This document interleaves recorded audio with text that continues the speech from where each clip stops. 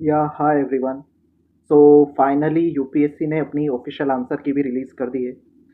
And I know कि ये paper काफ़ी ज़्यादा शॉकिंग था और इस पेपर ने काफ़ी सारे सीरियस एस्पायरेंट्स के भी ड्रीम को तोड़ा है। आप में से काफ़ी सारे लोग को शौक लगा होगा, काफ़ी सारे लोग रोए होंगे। अभी तक भी उन्हें ये समझ में नहीं आ रहा होगा कि वो करें तो क्या करें, आगे अब कैसे प्रिपेयर करें। क्योंकि जो भी सीरियस एस्पायरेंट है उसने सारी चीज़ें पढ़ रखी है, बट इस पेपर ने उस सबको इरेलेवेंट कर दिया। और आपका ये सोचना समझना बिल्कुल सही है, यूपीएससी को रेंट करना भी बिल्कुल सही है। लेकिन आप इस ओवरऑल शॉक से और I would say this traumatic paper से आप तब तक नहीं उभर पाओगे जब तक आपके पास में आगे के लिए एक clear step by step plan नहीं होगा। जब तक आपको स्टेप बाय स्टेप प्लान आपका नहीं मिलेगा तब तक आप ऐसे ही परेशान रहोगे। जिन्होंने पेपर दिया है वो भी डरे हुए हैं, जो नहीं दिया, जो अगले साल देंगे, उनको भी यही डर है। तो इस वीडियो की मदद से मैं आपको एक स्टेप बाय स्टेप प्लान दूंगा जो कि हर सीरियस एस्पायरेंट के लिए एप्लीकेबल है। एंड इसको जब आप फॉलो करोगे तो आपकी रिस्क मिनिमाइज होगी और आप इस प्रिपरेशन में अपना जितना भी एफर्ट डाला उसका रिटर्न भी ले सकोगे और आप बहुत ज़्यादा रिस्क पे भी नहीं रहोगे। और इसको मैं एक कॉम्प्रिहेंसिव वे में बताऊंगा, सिर्फ प्रीलिम्स ओरिएंटेड तरीके से बात नहीं करूंगा, इसमें मैं मेंस और ओवरऑल साइकिल्स की भी बात करूंगा। तो फर्स्टली, ये जो प्रीलिम्स का पेपर है 2026 का, इसने अब ये दिखा दिया है कि हम यूपीएससी को एटलीस्ट प्रीलिम्स में तो प्रिडिक्ट नहीं कर सकते। अगर हमने अब इस पेपर के बेसिस पे 2027 का पैटर्न सोचने की कोशिश करी तो वो भी काफी डेंजरस हो सकता है, क्योंकि हो सकता है 27 में यूपीएससी और भी अलग तरीके के क्वेश्चंस बना दे, क्योंकि अब ये क्वेश्चंस बना रहे हैं एआई की मदद से। तो एआई की मदद से तो फिर से कोई नया पैटर्न लेकर आ जाएंगे, या हो सकता है ये दोबारा से 2024 के पैटर्न पे आ जाए, लेकिन फिर 2028 में फिर से एकदम से चेंज कर दे। तो अब हम पैटर्न को प्रिडिक्ट करने के ऊपर तो फोकस नहीं कर सकते। पैटर्न, क्वेश्चन के टाइप्स, क्वेश्चन की लेंथ, अब वो प्रिडिक्ट करना ऑलमोस्ट इम्पॉसिबल है। और उसको प्रिडिक्ट करना, उसके हिसाब से वहां पे तैयारी करना, एक पैटर्न की मगिंग करना, अब वो वर्क नहीं करेगा। यानी कि जो भी पास्ट ईयर की स्ट्रेटेजीज थी कि पीवाईक्यू आप देख कर जाओ and you will be safe, you will be able to solve the question, अब वो वर्क नहीं कर रहा प्रीलिम्स में। देखो, प्रीलिम्स हमेशा से रैंडम रहा है, लेकिन इस साल उन्होंने पूरा ही पैटर्न चेंज करा है। समस्या ये, इस पर मैं अभी आगे डिस्कस करूंगा। तो ओवरऑल अगर हम देखें तो इस पेपर में एडेप्टेबिलिटी अब वो चेक कर रहा है। एडेप्टेबिलिटी यहाँ पे दो सेंस में मैं बता रहा हूँ। पहली, आपकी जब आप पेपर दे रहे हो, यानी कि इन एग्जाम। दूसरी, एग्जाम के बाद में, पोस्ट एग्जाम। दूसरा, कंपोजर रीडिंग की एबिलिटी एंड इंटेलेक्चुअल मेच्योरिटी। ये दोनों जगह पे अब यूपीएससी एस्पायरेंट की टेस्ट हो रही है, और इन दोनों ही जगह हमें क्या करना चाहिए, क्या एक प्रैक्टिकल प्लान होगा, उसी के बारे में अब मैं बात करूंगा।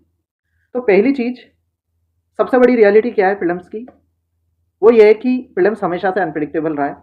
ऐसा नहीं है कि पहले रैंडम क्वेश्चन नहीं आते थे, पहले भी रैंडम क्वेश्चन आते थे, लेकिन पहले एटलीस्ट एक पैटर्न होता था, और अगर कोई नया पैटर्न आता था तो वो धीरे धीरे करके आता था। For example, pair based option है, तो पेयर बेस्ड ऑप्शन सबसे पहले 2022 में आए थे और बहुत कम क्वेश्चन थे। 2023 में जिन्होंने 2022 का पैटर्न देख के इवोल्व किया होगा, उनको 2023 में वो क्वेश्चन इतने भी डिफिकल्ट नहीं लगे होंगे, they were ready for that. Similarly 2025 में आपके 3 स्टेटमेंट क्वेश्चन आए थे, बट उसके पहले 3 स्टेटमेंट वाला एक क्वेश्चन 2024 के जीएस पेपर में था। तो एक हिंट आता था, फिर उसके बाद में वो इंक्रीज हो जाता था। लेकिन इस साल क्या हुआ है, उन्होंने काफी नए पैटर्न के क्वेश्चन भी इंट्रोड्यूस करे हैं, और इसका पहले कहीं पर भी हिंट नहीं था। न तो सीएससी के एग्जाम में, ना सीडीएस, सीएपीएफ, किसी भी एग्जाम में हिंट नहीं था कि ऐसे भी क्वेश्चन के टाइप्स पूछे जा सकते हैं। एक तरीके से ये एक ब्लैक स्वॉन इवेंट था, एकदम इमीडिएट बेसिस पे हुआ। तो ये लेवल ऑफ अनप्रिडिक्टेबिलिटी अब है, इसीलिए अब जो अनसर्टेनिटी है इस एग्जाम के रिगार्डिंग वो डीपर हो चुकी है। और अनसर्टेन चीज में दिक्कत की बात यह है कि अब आपका हार्डवर्क रोल नहीं निभा रहा। हार्डवर्क तभी काम करेगा जब सिचुएशन प्रिडिक्टेबल है, जब हमें गेम के रूल्स पता है, तो आप उन्हीं के अकॉर्डिंग तो प्ले करोगे। लेकिन अगर गेम के रूल्स ही चेंज हो जाए, रेंडमनेस बढ़ जाए, तो वहां पे लक का रोल बढ़ जाता है। और जब भी लक का रोल बढ़ जाए तो सिचुएशन में आपको पहले ये इंश्योर करना पड़ेगा कि your capacity to play the game for the long run वो इंक्रीज होनी चाहिए। क्योंकि एक बार आप अनलक्की हुए, हो सकता है दूसरी बार आप लक आपका फेवर कर दे। ठीक है, तो हमें इस तरीके से इस एग्जाम को खेलना होगा कि हम इसको सस्टेन कर सकें। अब ये वैसा नहीं रहा कि किसी ने पीवाईक्यू देख लिया, सिलेबस खत्म कर लिया तो उसका हो जाएगा, क्योंकि यहाँ पे अब लक का रोल आ गया। स्पेशली प्रीलिम्स में अब लक का रोल बहुत ज्यादा है। There is a difference. देखो, प्री में अगर रैंडम क्वेश्चन आता है तो जो एस्पायरेंट सीरियस है और जो नॉन सीरियस है, अब दोनों इक्वल फुटिंग पे है। तो जो सीरियस एस्पायरेंट है, अगर उसने सर्कल मार्क करा और वो इनकरेक्ट हो गया, और जो नॉन सीरियस है जो पढ़ के नहीं गया साल भर, उसने सर्कल मार्क करा और उसका करेक्ट हो गया, तो इसको एडवांटेज मिल गया 2.66 मार्क्स का, जस्ट बिकॉज ऑफ लक। ये चीज मेंस में नहीं है। मेंस में अगर रैंडम क्वेश्चन आता है तो serious aspirant will always write better answer than non serious aspirant, क्योंकि 2 पेज 7 मिनट में लिखने के लिए, 3 पेज 10 मिनट में लिखने के लिए आपको नॉलेजेबल होना ही पड़ेगा, आपको हार्ड वर्क ही आपके वहां पे काम आएगा। लेकिन प्रीलिम्स में अगर रैंडम सवाल आता है तो हो सकता है नॉन सीरियस एस्पायरेंट को भी एडवांटेज हो जाए। ये एक डिफरेंस है प्री और मेंस में। तो प्री काफी ज्यादा लक बेस्ड हो चुका है। हालांकि इस लक को भी हम कैसे मैनेज कर सकते हैं उस पर मैं अभी आगे बात करूंगा। लेकिन मेंस एक ऐसी स्टेज है जहां पे अगर आपने हार्ड वर्क करा है और यहाँ पे पेपर भी आपके पास में, चलो ऐसे को मैं मान सकता हूं, अभी ये थोड़ा सा रैंडम हो रहा है, but GS 1 to 4 and optional, अगर आप देखोगे यहाँ पे जो क्वेश्चन है वो अधिकतर सिलेबस से ही आते हैं। अगर बाहर से भी आता है तो सिलेबस किसी ने पढ़ रखा है, उस नॉलेज की मदद से वो बेटर आंसर लिखेगा देन नॉन सीरियस एस्पायरेंट्स। तो उसकी मेहनत वेस्ट नहीं जाएगी मेंस में। जैसे मैंने 3 बार मेंस दिया है, तीनों बार क्लियर हुआ है। उस टाइम पे मेरे ऑप्शनल और जीएस 1 to 4 में ओवरऑल एग्रीगेट मार्क्स इंक्रीज हुए हैं, ऐसे में थोड़े से डिक्लाइन हुए हैं, जिसके कारण फाइनल सिलेक्शन अटका। यानी कि अगर कोई जीएस 1 to 4 और ऑप्शनल पे ढंग से मेहनत करता है तो उसको रिवॉर्ड मिलता है, क्योंकि ये 6 पेपर है, 6 के 6 में आपकी किस्मत खराब नहीं हो सकती। तो ये आपको समझना होगा। लेकिन प्रीलिम्स में लक का रोल बहुत ज्यादा आ गया, तो हम इसके अकॉर्डिंग अब प्रिपेयर करेंगे। तो पहले देखते हैं क्या चेंज हुआ जीएस में। जीएस में सबसे बड़ा जो चेंज आया वो था लेंथ। देखो, पेपर में पहले भी रैंडम क्वेश्चन आए हैं, लेकिन इस बार लेंथ बहुत ज्यादा बढ़ गई, ये एक इशू था। तो पहले रैंडम क्वेश्चन आते थे, हम उनको लीव करते थे, इजी क्वेश्चन हम ढूंढते थे, वो सोल्व कर देते थे। अब क्योंकि पेपर लेंथी हुआ तो इजी क्वेश्चन को ढूंढना मुश्किल हो गया। तो हमें नॉलेज तो थी लेकिन हम अप्लाई नहीं कर पाए। दूसरा, क्वेश्चन पैराग्राफ ओरिएंटेड हो गए। इसका सॉल्यूशन भी मैं आपको बताऊंगा, और उसके लिए आपको ज्यादा हार्ड वर्क भी नहीं करना पड़ेगा। आप जो अभी कर रहे हो उसी से इस प्रॉब्लम का भी सॉल्यूशन हो जाएगा। सेकेंडली, सब्जेक्ट की जो बाउंड्रीज है वो ब्लर हो गई, एथिक्स के क्वेश्चंस आ गए, ये एक इशू था। और एलिमिनेशन हार्डर हो गया, क्योंकि कुछ कुछ क्वेश्चन में ही एलिमिनेशन अप्लाई हो रहा था और वो भी काफी ज्यादा लेंथी थे, और उन तक पहुंचना, उनको स्पॉट करना, वो अपने आप में एक इशू था। सिमिलरली, जो आसानी से इजी क्वेश्चन दिख जाते थे उनको स्पॉट करना मुश्किल हो गया, क्योंकि वो काफी ज्यादा छुपे हुए थे, बड़े बड़े क्वेश्चन थे, उनके बीच में आपके इजी क्वेश्चन थे। तो इस कारण से जीएस पेपर डिफिकल्ट हो गया। तो यानी कि रेंडमनेस तो पहले भी थी, अब लेंथ भी बढ़ गई, मेंस ओरिएंटेड क्वेश्चंस भी आ गए, और ओवरऑल जिसने ऐसा सोचा होगा कि इजी क्वेश्चन बाद में कर लूंगा, जो जो क्वेश्चन आ रहे हैं उनको करता जाता हूं, उसको एंड में इजी क्वेश्चन करने का टाइम ही नहीं मिला होगा। यानी कि इस पेपर में क्या करना था, फटाफट से इजी क्वेश्चंस ढूंढने थे। पहले भी यही चीज अप्लाई होती थी, लेकिन अब इसी से क्लियर होगा। अब आपको इजी क्वेश्चन ही ढूंढने पड़ेंगे। अब इसके बाद में बात करते हैं सीसेट की। तो देखो, सीसेट का जो पेपर है उसमें एक बहुत बड़ा शिफ्ट आया है, जिसके बारे में ज्यादातर लोग बात नहीं कर रहे। वो है कंप्रीहेंशन का पैटर्न कंप्लीटली ड्रास्टिकली मेरे ओपिनियन में चेंज हुआ है। पहले कंप्रीहेंशन में कुछ एक्सट्रीम वर्ड्स होते थे, आप बिना पैसेज पढ़े 1-2 ऑप्शन खत्म कर सकते थे। इस बार ऐसा नहीं हो रहा था। पहले पैसेजेस इतने भी ज्यादा लेंथी नहीं होते थे, लेकिन इस बार पैसेजेस लेंथी थे।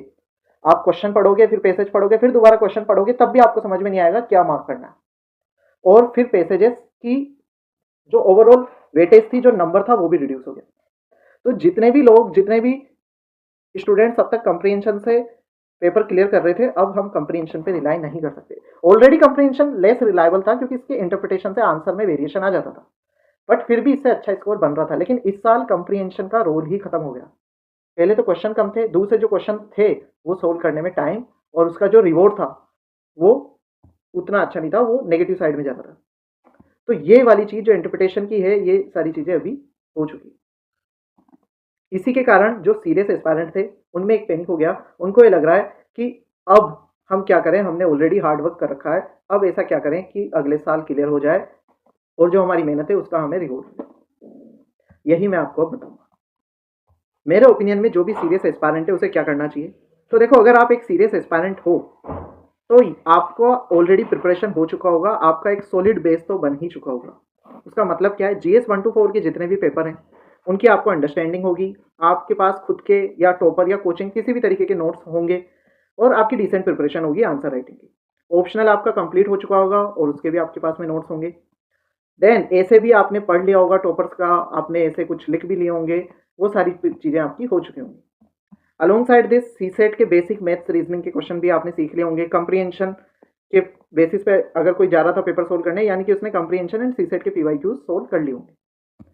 तो ओवरऑल कोर स्टैटिक सब्जेक्ट उसके हो चुके होंगे। अगर कुछ बचेगा तो वो है करंट अफेयर। करंट अफेयर अभी हम आगे देखेंगे कैसे करना है, एंड करंट अफेयर जैसे हम करेंगे उससे हमें इस पेपर में काफ़ी ज़्यादा एडवांटेज भी मिलेगा। And you know current affair में इतना भी टाइम नहीं लगेगा, वो 1-2 घंटे का काम है एट मैक्स। ठीक है, तो ओवरऑल अब सवाल ये आता है कि क्या आपको अपना दूसरा साल यानी कि जून अभी 26 से लेकर फरवरी तक क्या आपको दोबारा यही सारा सिलेबस करते रहना चाहिए? मेरे ओपिनियन में आंसर है नो। क्योंकि चाहे आप इतना कर भी लो, हो सकता है अगले साल फिर से कुछ चेंज आ जाए और आपका फ्री आपको इशू आ जाए, या मेंस में इशू आ जाए, या पर्सनैलिटी टेस्ट में इशू आ जाए।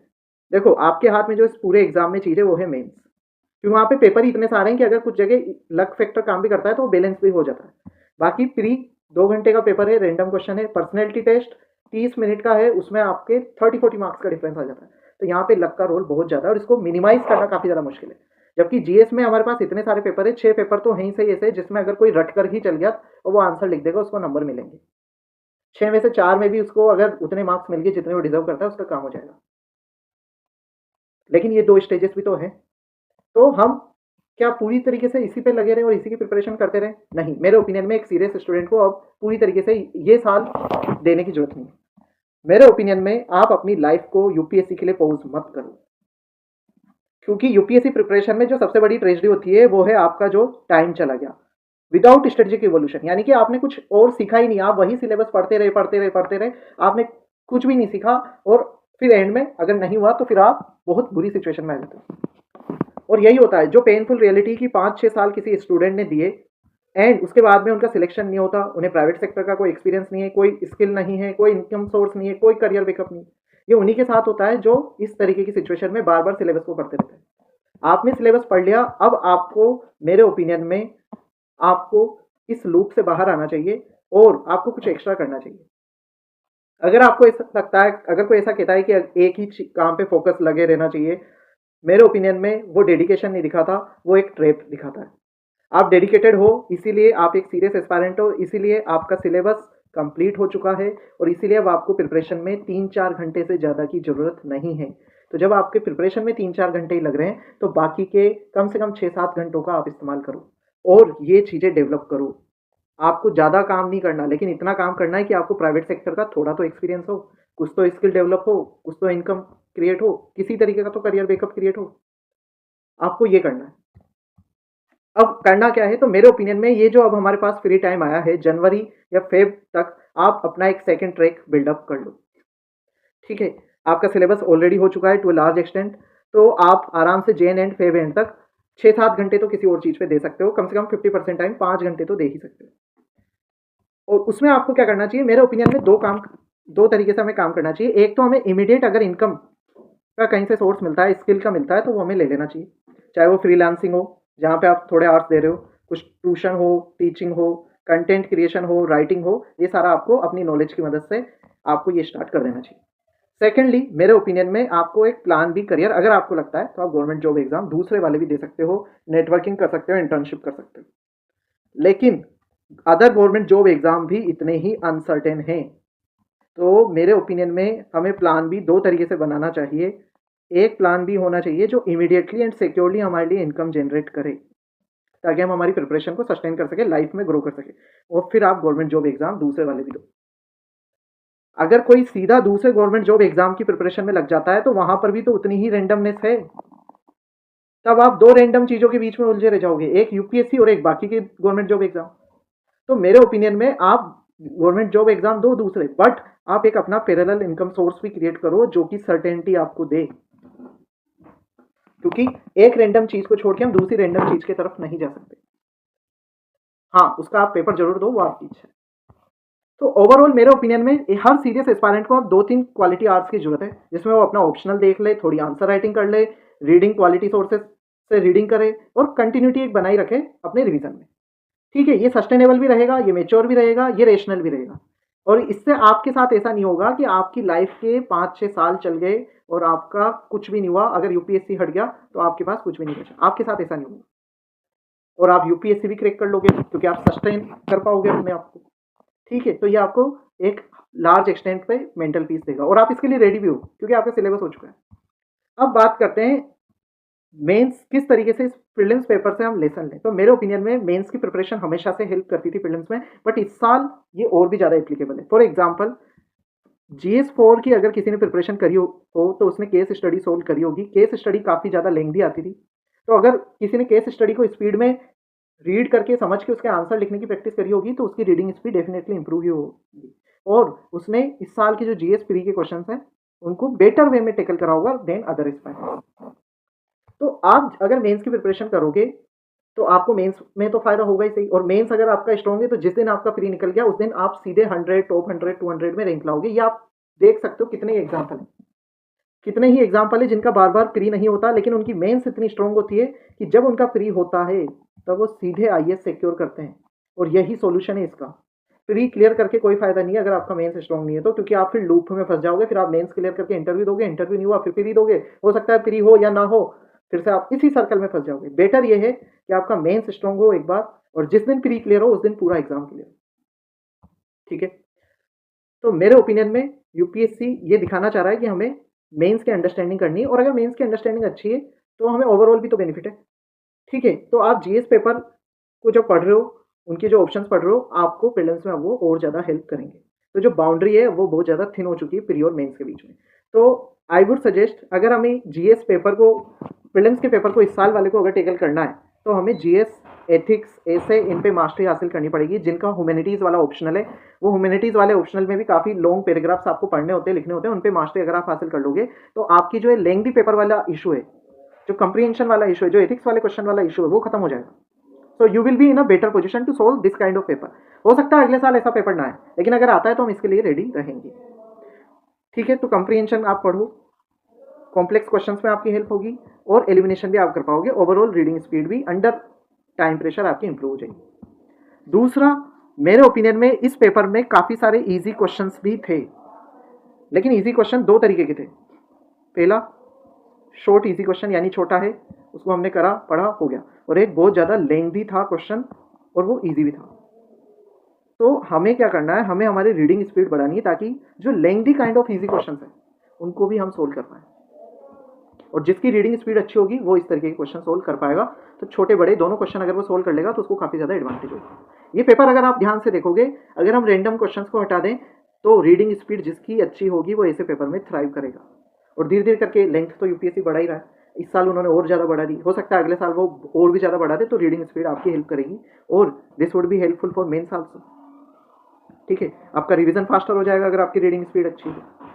तो रीडिंग स्पीड बढ़ाना हमारे लिए अब इंपॉर्टेंट है। अब करें क्या उसके लिए? मेरे ओपिनियन में न्यूज़पेपर आपको पढ़ना चाहिए, सिर्फ करंट अफेयर के हिसाब से नहीं, एक रीडिंग स्पीड के हिसाब से भी, क्योंकि करंट अफेयर के लिए तो हम मैगजीन भी पढ़ सकते हैं, लेकिन स्पीड बढ़ाने के लिए न्यूज़पेपर जो भी पढ़ रहा होगा उसको फ़ायदा होगा। मेंस के नोट्स को आप बार बार पढ़ो, उससे आपकी रीडिंग स्पीड बढ़ेगी। ऑप्शनल आप पढ़ो, उससे स्पीड बढ़ेगी। केस स्टडीज़ आप पढ़ो, वो भी काफ़ी बड़ी होती है, आपकी स्पीड बढ़ेगी। आप टॉपर्स के एसेज पढ़ो, उससे आपकी स्पीड बढ़ेगी। और ये सारी एक्टिविटीज़ आपके मेंस में कंट्रीब्यूट करेगी और प्री में भी कंट्रीब्यूट करेगी। तो जिस दिन आपका प्री क्लियर हुआ उस दिन मेंस में आपको बहुत ज़्यादा स्कोर ये सारी एक्टिविटीज़ ला के देगी। और ये सारी एक्टिविटीज़ हमें एनीवेज करनी थी, हम कुछ एक्स्ट्रा थोड़े कर रहे हैं, हम मेंस के लिए ही तो प्रिपेयर कर रहे हैं, वो तो हमें ये तो पहले भी करना था, लेकिन अब हमें प्रीलिम्स पर्सपेक्टिव से भी करना है। तो अगर हम ऐसा कर लेंगे तो हमें प्री में बेनिफिट होगा। दूसरा, फास्टर रीडिंग अगर होगी तो आप कामल रहोगे, आपको ज़्यादा टेंशन नहीं होगी पेपर की लेंथ की, आप प्रोसेस फास्टर कर पाओगे, ईजी क्वेश्चन आप फटाफट से देख पाओगे। अभी के टाइम पे तो यही सॉल्यूशन है प्री क्लियर करने का, और इसमें ये ऐसा सॉल्यूशन है कि आपकी ज़्यादा मेहनत नहीं लग रही। दूसरा, ईजी क्वेश्चन फाइंड करना अब एक बहुत ज़्यादा इंपॉर्टेंट स्किल हो गई। और जब मैं सेशन लेता था तो मैं कुछ मॉक टेस्ट भी कंडक्ट करता था स्टूडेंट के साथ 1 to 1, और उसमें मैं यही फोर्स करता था उन्हें मिनिमम टाइम देके, जैसे 10 मिनट में हम 20 क्वेश्चन सोल्व करते थे, तो उसमें मैं यही फोर्स करता था कि वो इजी क्वेश्चन को सबसे पहले ढूंढें और उसको सोल्व करें। और उससे काफ़ी सारा बेनिफिट भी हुआ, काफ़ी सारे एस्पायरेंट्स को, उनका जीएस में काफ़ी ज़्यादा स्कोर अच्छा है। ऑल्दो सीसेट के कारण काफ़ी सारे स्टूडेंट्स को इशू आया। तो अब देखो, ये जो चीज़ थी इजी क्वेश्चन ढूंढना, ये हमेशा से रेलेवेंट रही है, हर पेपर में रेलेवेंट रही है। लेकिन इस बार अब ये हो चुका है कि हमें सबसे पहले ही इजी क्वेश्चन करने पड़ेंगे। क्यों? क्योंकि पहले क्या होता था, अगर आपने क्वेश्चन देखा, आपको आया तो ठीक, नहीं आया तो आपने छोड़ दिया, और इजी दिखा तो आपने कर दिया। इस अप्रोच को जिसने फॉलो करा होगा वो इजी क्वेश्चन तक पहुंच ही नहीं पाया होगा, क्योंकि डिफिकल्ट क्वेश्चन ने उसका इतना टाइम ले लिया होगा। तो हमें क्वेश्चन को पढ़ने के पहले ही देखना पड़ेगा कि ये इजी है, डिफिकल्ट है, क्या इसको मुझे पहले करना चाहिए। इस तरीके के माइंडसेट के साथ हमें उस क्वेश्चन को पढ़ना होगा। और अगर हमें देखते ही लगता है कि वो डिफिकल्ट है, हमें छोड़ना होगा। हमें सारे इजी इजी क्वेश्चन, छोटे छोटे क्वेश्चन पहले करने पड़ेंगे। यानी कि हम इजी क्वेश्चन के आने का वेट नहीं कर सकते, हमें प्रोएक्टिवली इजी क्वेश्चन को ढूंढ के उन्हें सोल्व करना पड़ेगा, क्योंकि हो सकता है फिर बाद में टाइम ही ना बचे।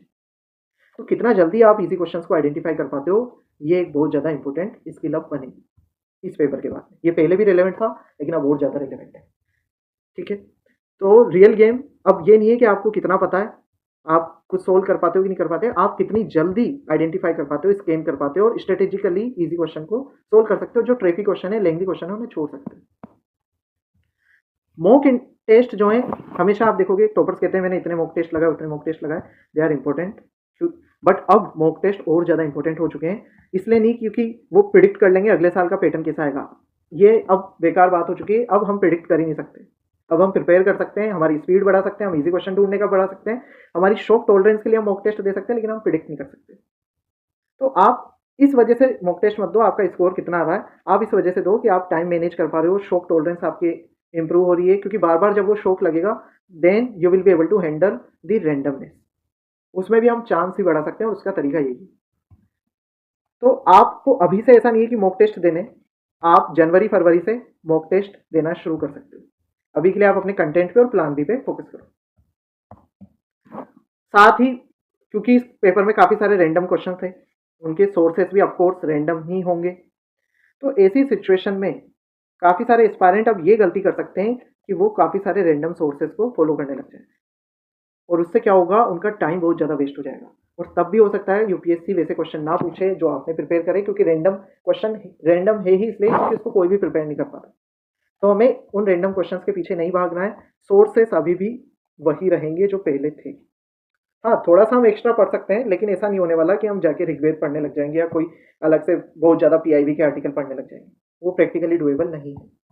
तो आप रैंडम क्वेश्चन के पीछे मत भागो, आप ये फोकस करो कि जितने ईज़ी क्वेश्चन आए, वो मैं स्पॉट कर सकूँ, और शॉर्ट क्वेश्चन स्पॉट करके उन्हें सोल्व कर सकूँ, और रीडिंग स्पीड इतनी अच्छी हो कि जो lengthy kind of easy question थे, उनको हम रीडिंग स्पीड बढ़ा के सोल्व कर सकें। इससे हमें ऑलरेडी काफ़ी फ़ायदा हो जाएगा, रैंडम क्वेश्चन के पीछे भागने से इतना फ़ायदा नहीं होगा। ठीक है, तो आप रैंडम फैक्ट के पीछे फोकस मत करो। पीडीएफ अब बहुत ज़्यादा आने वाली, क्योंकि उन्होंने सिलेबस ही इतना बढ़ा दिया प्रीलिम्स का, लेकिन आपको होल्ड नहीं करना है, आपको अननेसेसरी इतनी ज़्यादा इन्फॉर्मेशन के पीछे नहीं भागना है, रैंडम टॉपिक्स के पीछे नहीं भागना है। हाँ, मैगजीन में दिख जाता है, न्यूज़पेपर में दिख जाता है, रीड इट, बट ऐसा it can't be part of our strategy to prepare for random topics. ठीक है, तो स्ट्रॉन्ग फंडामेंटल्स हमको रखने हैं, कोर कंसेप्ट हमारे अभी भी रेलेवेंट रहेंगे, और वो मेंस में भी काम में आएंगे। अगर आप उन्हें प्री के लिए प्रिपेयर करोगे या मेंस के लिए प्रिपेयर करोगे तो प्री में काम में आएंगे। दूसरा, रीडिंग एबिलिटी, कंप्रीहेंशन, ये स्पीड बढ़े, एलिमिनेशन, एटलीस्ट हम रॉन्ग ऑप्शन को तो हटा सके ताकि हम राइट वन तक पहुंच सके। इसको हमें डेवलप करना है, और काम रहना है। काम रहने के लिए आप मॉक टेस्ट लगाओगे तो उससे आपकी शॉक टॉलरेंस इंप्रूव होगी, तो वो हमारा इस तरीके से इंक्रीज हो जाएगा। अब जीएस की तो हमने बात कर ली, लेकिन मेरे ओपिनियन में जो सबसे ज़्यादा शॉकिंग चीज़ है, सीसेट है। 2026 में सीसेट, स्पेशली जो पास्ट स्ट्रेटेजी थी कि पहले आप पैसेजेस सोल्व कर लो, फिर आप मैथ्स रीजनिंग के इजी क्वेश्चन कर लो, वो अब कंप्लीटली खत्म हो चुकी है। 2023 का पेपर भी बहुत ज़्यादा डिफिकल्ट था, बट उसमें जिसका कंप्रीहेंशन अच्छा था वो उस पेपर को सोल्व कर रहा था, लेकिन इस बार तो कंप्रीहेंशन में भी स्कोप नहीं बचा। ठीक है, और इसी कारण से जो पहले कहा जाता था कि आप पीवाईक्यू के पेपर सोल्व करो, अगर उसमें आपके 90 प्लस 100 प्लस आ रहे हैं तो आप सेफ हो, अब वो अप्लाई नहीं हो रहा, क्योंकि काफ़ी सारे लोगों के 90 प्लस 100 प्लस आ रहे थे, but they are not scoring even 50-60 marks this year, क्योंकि कंप्रीहेंशन का काफ़ी हद तक डिफिकल्टी लेवल बढ़ गया। तो क्या हुआ, कंप्रीहेंशन लॉन्गर हो गए, एम्बिगुअस हो गए। जो अंग्रेजी पढ़ने में अच्छे थे उनको भी दिक्कत आ रही थी, क्योंकि ऐसा लग रहा था काफ़ी मल्टीपल ऑप्शन है जो सही हो सकते हैं। पहले एक दो ऑप्शन में एक्सट्रीम, जैसे ABCD आप ऑप्शन पढ़ोगे, उसमें से A C आप ऐसे ही खत्म कर सकते हो बिना पैसेज पढ़े। इस बार वो ऑप्शन ही खत्म हो गया, आपको पैसेज पढ़ना ही पढ़ेगा, और पढ़ने के बाद में भी आपको समझ में नहीं आएगा, दिक्कत की बात है। तो सी सेट में ये जो कंफर्ट जोन था वो परमानेंटली डिसरप्ट हो गया। अब हम इस पर रिलाई नहीं कर सकते, ऑल्दो ये पहले भी अनरिलायबल ही था, तो लेकिन फिर भी ये पहले काम करता था। कॉम्प्रिहेंशन पहले फर्स्ट सोल्व करो, फिर उसके बाद में इजी मैथ्स रीजनिंग के क्वेश्चन सोल्व करो, ये काफ़ी पहले काम करता था। पहले क्या, ये 2013 से लेकर 2025 तक काम कर रहा था सी सेट में, लेकिन इस साल चेंज हो गया। ठीक है, तो हमें अब क्या करना है, मेरे ओपिनियन में अब हम सी सेट के लिए और भी ज़्यादा एक प्रैक्टिकल और रिलायबल स्ट्रेटेजी फॉलो करेंगे। 2 राउंड का पेपर आपको रखना है। पहले राउंड में हमें मार्क्स सिक्योर करने पे फोकस करना है, यानी कि हम क्वेश्चन सोल्व कर रहे हैं तो वो करेक्ट जाना चाहिए, उसका आंसर एक ही हो और वो सही हो।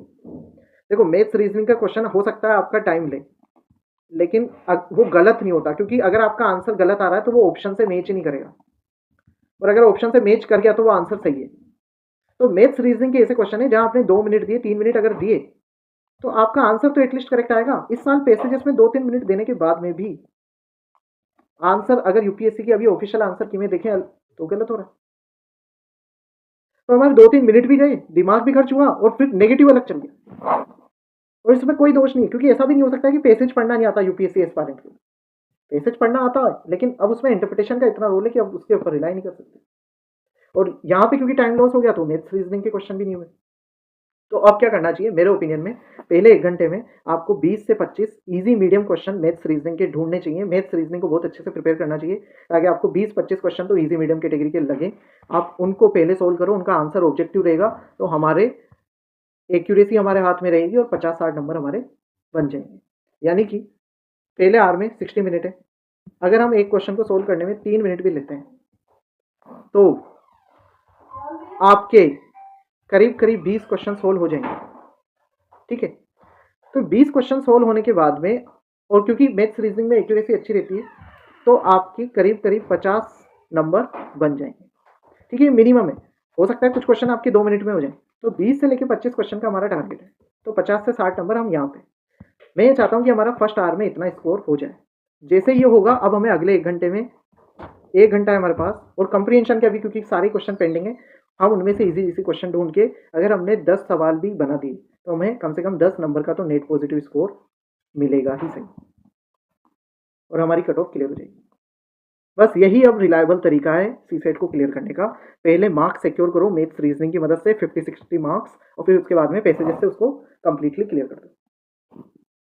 ठीक है, तो पैसेजेस, क्योंकि पैसेजेस का कोई सॉल्यूशन नहीं है, इसमें आप कितना भी पढ़ लो, इंटरप्रिटेशन का गेम है। और अब जो पैसेजेस आए तो हम उस पर रिलाई कर ही नहीं सकते, कितनी भी आप मेहनत कर लो, कितनी भी न्यूज़पेपर रीडिंग कर लो, आपका पैसेज करेक्ट ही होगा, इसकी कोई गारंटी नहीं है। लेकिन हाँ, मैथ्स रीजनिंग पे अगर एफर्ट डालोगे, उसको पहले सोल्व कर लोगे, तो उसका आंसर तो करेक्ट ही रहता है, तो वहाँ पे तो हमें फ़ायदा होगा हमारे हार्डवर्क का। ठीक है, तो पैसेजेस को पहले स्किप कर दो, और जो जो डिफिकल्ट लगे, थोड़े से एम्बिग्यूअस लगे, उनको भी छोड़ दो। कंप्रीहेंशन को जबरदस्ती मत करो पूरा, पहले मैथ्स रीजनिंग कर लो और फिर इजी इजी कंप्रीहेंशन कर लो। ठीक है, तो ये 2 फेज स्ट्रेटेजी जो हमें अब सी सेट के लिए फॉलो करनी है। जिसने ये फॉलो कर ली उसका क्लियर है सी सेट। इस साल अगर अटक भी रहा है, अगले साल आप सी सेट की वजह से, अगले साल के आप कभी भी फिर सी सेट की वजह से नहीं अटकोगे, क्योंकि हर साल 20-25 सवाल तो होते ही हैं मैथ्स रीजनिंग के जो डुएबल होते हैं। हमें बस इसके एक बार नोट्स बनाने, प्रैक्टिस करनी है, और हर साल उन नोट्स को और वो थोड़े से प्रैक्टिस सेशन को हमें करना है खत्म, और वो आप पीवाईक्यू बेसिस पे कर सकते हो। इसके लिए मैं भी सोच रहा हूँ कुछ कंटेंट बनाने की, I will be doing that. ठीक है, तो ये एक परमानेंट सोल्यूशन है अब सी सेट प्रॉब्लम का। नाउ सी सेट प्रिपरेशन अभी क्या करें, अभी के लिए मेरे ओपिनियन में बहुत ज़्यादा कुछ करने की जरूरत नहीं है।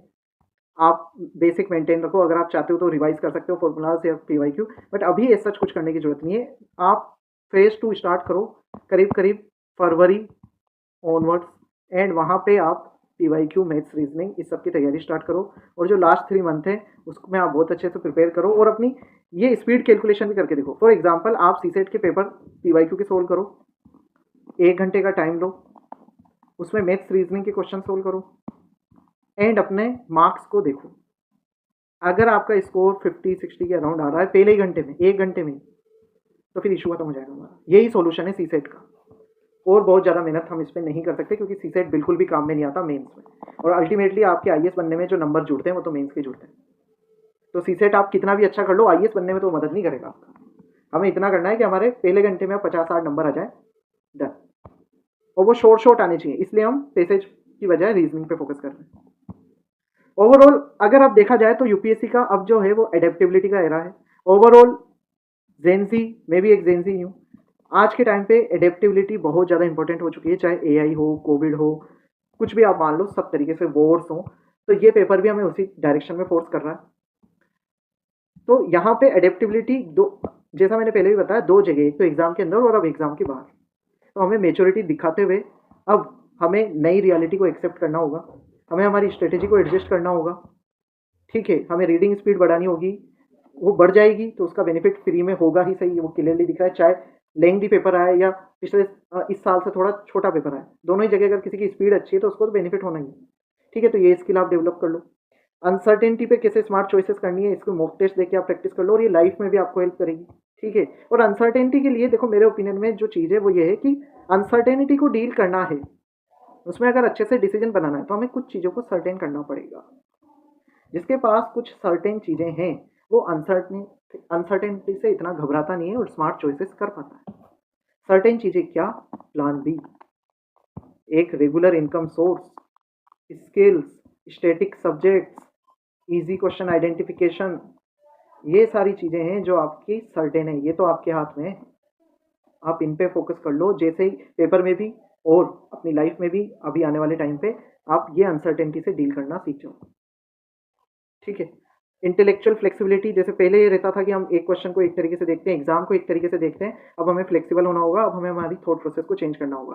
देखो, अगले साल इशू ये नहीं होने वाला कि पेपर डिफिकल्ट आएगा, अगले साल अब इशू ये होगा, आगे इशू ये होगा कि लोग एडजस्ट नहीं करेंगे, अभी भी वो सेम सिलेबस को पढ़ते रहेंगे, प्लान भी नहीं ढूंढेंगे, जो नई स्किल्स अब इस पेपर के अकॉर्डिंग चाहिए उसके अकॉर्डिंग अडेप्ट नहीं करेंगे, वो चीज़ आपको आने वाले टाइम पे इशू करेगी। इस बार जो होना था वो हो गया, ठीक है, लेकिन अगर हमने इसके अकॉर्डिंग खुद को अडेप्ट नहीं करा तो हमें इशू आएगा अब। तो ये गलती हो गई, ये यूपीएससी ने अब कर दिया, इसका हम कुछ नहीं कर सकते, लेकिन हम खुद को अडेप्ट कर सकते हैं ताकि आगे हमारे साथ ऐसा ना हो। ठीक है, तो ओवरऑल एक और चीज़ देखने को जो अब मिली है कि हम जो पास्ट ईयर के टॉपर्स की स्ट्रेटेजी वो ब्लाइंडली फॉलो नहीं कर सकते। क्यों? क्योंकि पास्ट ईयर जैसे सर्कमस्टेंसेस अब हैं ही नहीं। पास्ट ईयर की तरह ना तो सीसेट का पेपर आ रहा है, ना जीएस का पेपर आ रहा है। तो हमें अब जो लेटेस्ट पैटर्न है उसके अकॉर्डिंग स्ट्रेटेजी बनानी होगी। ठीक है, ट्रेंड को हम फॉलो नहीं कर सकते क्योंकि ट्रेंड रहा ही नहीं, कुछ ट्रेंड चेंज हो रहा है, तो ये हमें अब देखना होगा। लेकिन जो मैंने आपको बताया है, आई होप आपको समझ में आया होगा, आपको एक पाथ मिला होगा, आपको एक स्टेप बाय स्टेप अप्रोच मिली होगी जो आप अप्लाई कर सकते हो। एंड जब आप इसको करोगे तो आप कामर रहोगे, आप फास्ट तरीके से अडॉप्ट करोगे।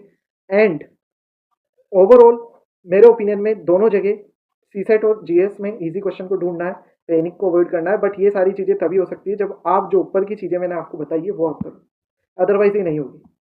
ओवरऑल अगर आप देखें आगे क्या करें, तो मेरे ओपिनियन में जनवरी फरवरी तक अगर आप सीरियस एस्पायरेंट हो तो आपका सिलेबस हो चुका है ख़त्म।